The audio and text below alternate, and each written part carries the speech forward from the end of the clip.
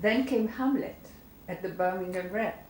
Your portrayal of the Danish prince in front of a full house for 6 weeks won you the applause of audiences and critics alike. You received indeed very good reviews from the critics who had all come from London with no intention to spare a young true. American interloper. That's true. What was the major challenge you faced to play the part? Of Hamlet? Yes. Playing the part of Hamlet, oh my gosh. What a foolhardy thing for a young television actor to attempt. But I had done some classics in college. I was very interested in doing classical work. I loved Shakespeare.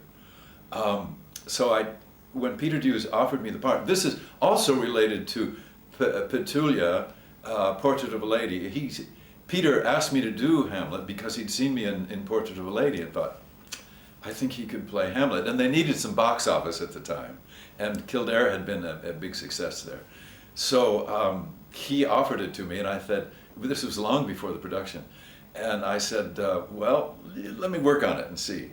And so I worked with as many teachers, etc., as I could find. And they all said, no, don't make a fool of yourself, don't do it. And I ended up turning it down. And at the last minute, I woke up in the middle of the night. This is literally true, going, I've got to do it. I've got to do it. I was literally sweating. I've got to do it. I've got to do it. And so we called Peter and said, can you take me back? And he said yes, and I said, I'll do it if you work with me for a long time before we get into rehearsal, and then we have a long rehearsal period. And he said, fine.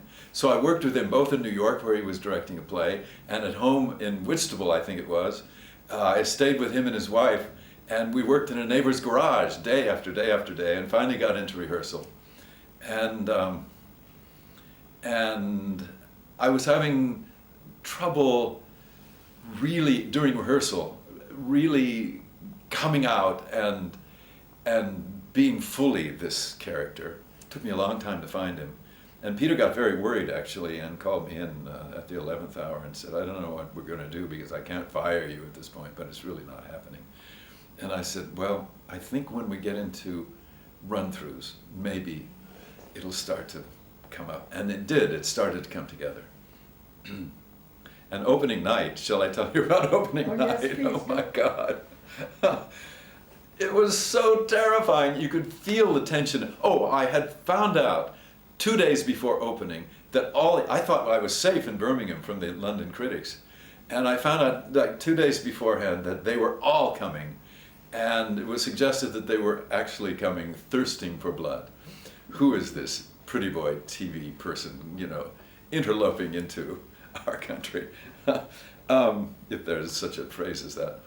And you could feel the tension in the theater that night. And I was so terrified that when I first walked on stage, I found I couldn't really bend my knees. I've had this strange walk. And my voice came out sort of like this. and then I dried in the second scene and forgot my lines and was so scared that the two actors I was playing with, whispering my lines in my ear, I couldn't even hear them, and finally got back in the saddle, so to speak, and took off. And we did pretty well. The critics were kind of surprised. I didn't get fabulous reviews, but I got the kind of reviews that, well, here's an actor that we should take seriously, which is all I could have hoped for. Of course. Unfortunately, to my knowledge, there is no recording of your performance on stage. No. But there is a recording of the romantic Hamlet you played a year later for a Hallmark Hall of Fame movie. You chose to underline the romantic element with romantic period costumes, and above all, you used your voice in a superb way. Were there many similarities between the two versions, the stage performance and the movie performance? I think the two probably were very different. It wasn't my idea to romanticize the period. It was the director's idea. But I liked it because it was also glamorous. He was, I think in the Peter Dews production, the Birmingham production, I was more innocent and more younger, somehow younger. And that seemed to work. a very young Hamlet, having very young problems in a sense, though they were exceedingly intense. As you say, the Hallmark production was a bit more glamorous, and a little more showy. I had some vocal trouble. There was a shouting scene in the very beginning, and they used a lot of smoke in this particular scene.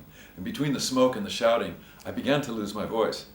So I went to a famous voice doctor there, and what he does is there's a kind of solution that you can put on your hands that makes calluses if you want to do heavy work or gardening or something. It actually makes calluses on the skin. So he takes this serum that makes calluses and puts a long stick down your throat and puts it on your vocal cords. And it worked. So I was able to continue. How interesting.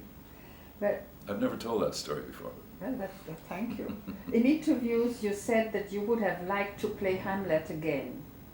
Does it mean you would have approached it differently later on? Yes. Hamlet is endlessly deep. And the opportunity for discovery in terms of the character and the play itself and the philosophy of the play is just endless.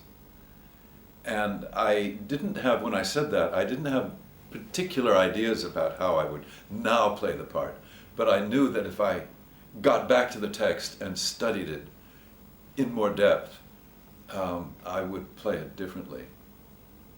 But not long after Hamlet, you played Richard II in Seattle, in Los Angeles, Washington, D.C. What did you borrow from your recent Shakespearean experience to play the part of Richard II?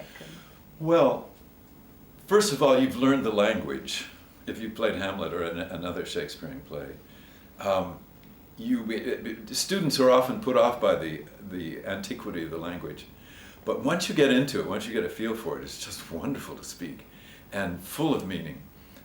So I was comfortable with the language.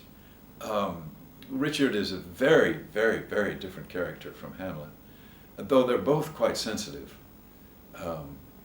and possibly not really king material because of their sensitivity and their artistic and philosophical subtlety.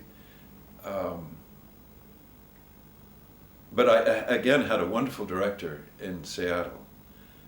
When we did the Los Angeles production, Jonathan Miller directed, one of the most fascinating people in the world, and one of the funniest.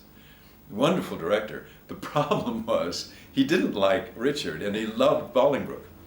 So Bolingbroke got all the attention, and he wanted to make Richard a bit of a twit. And I fought with him on that, and tried my best to play Richard as I think he deserved to be played. You played Shakespeare again recently. It was Polonius this time, in 3 Days of Hamlet of Alex Hyde-White. Can you tell us something about this docudrama, as it has been called? Well, it was a crazy idea. It was a 3-day, literally a movie made in 3 days about a radio production, supposedly, of Hamlet. It turned out to be produced a little bit more than one just sitting in front of a microphone. But it was a really a nutty experience, and we all had a good time doing it. And I found Polonius very fun too. We were all reading the whole time. We didn't memorize the lines. Well, Ophelia memorized hers, but most of it as one would in a radio show. But I loved Polonius. I thought he was just so wacko and funny and long-winded and preposterous. I liked him a lot. While in Europe in the early 70s, you made several films. One of them, The Man in the Iron Mask. By the way, considered recently by a critic of the New York Times the best version of Alexandre Dumas novel ever. In this film, you played two characters, two twins, Louis XIV and his identical twin brother, Philippe. Wasn't it a little bit schizophrenic to play both parts? No, it's really fun. It's like getting to play both parts of yourself, the dark and the light. I loved doing that at the show, and I loved the difference, the challenge of being two characters who looked exactly alike, but were so deeply different. I found it, rather than emphasizing the difficulty of it, I found it an enchanting kind of game to play.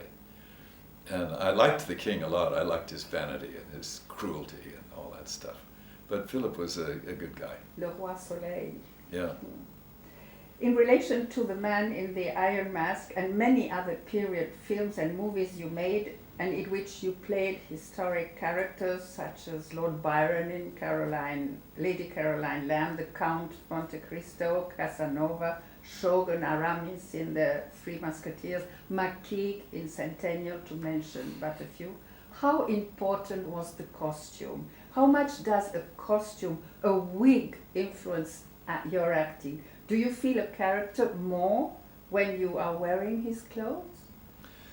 Clothes, makeup, wigs, mustaches, eyebrows, all that stuff are incredibly important. Masks have great power. All kinds of primitive cultures have used masks to summon up various energies, and they work. They really work. You can, with the mask of the devil, feel tremendous evil. And you can, with the mask of Christ, feel sublime energy. It's just amazing what masks can do. One of the frightening things when I first looked at this question, I was remembering that the actual iron mask in Man of the Iron Mask was terrifying to put on. Mm. It was just, it gets to all one's claustrophobic tendencies. Terrifying. But I remember when I was doing Cyrano de Bergerac at the Amundsen Theater in LA, I was amazed photographically at how much more energy, for instance, I had in my eyes when I had his makeup, the eyebrows, the nose, and all that stuff. Suddenly my eyes got sort of electric, which I don't know how to do really, and with just as I'm sitting here now. So yes, costumes and makeup and all that are enormously important. Speaking of wigs and costumes, I haven't ever heard nor read a word of complaint from you about a costume, a wig, a hat. Perhaps only once, a slight worry about the high heels shoes for the dancing scenes in The Man in the Iron Mask. Was never a costume or part of it uncomfortable? Uncomfortable. Armor can be uncomfortable, as in Julius Caesar.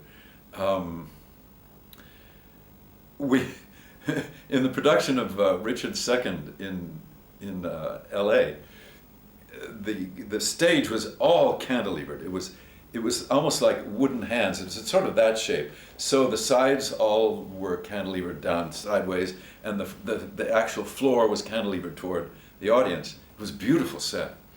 And our costumes were made of mostly very heavy upholstery material, very heavy stuff. And so you found when you turned quickly, the costume would sort of keep going, and you were unsteady anyway on this oddly cantilevered stage. That presented some serious difficulties until we got used to it. It was kind of like acting on ice skates in a way. But mostly, I can't remember feeling particularly uncomfortable in various costumes.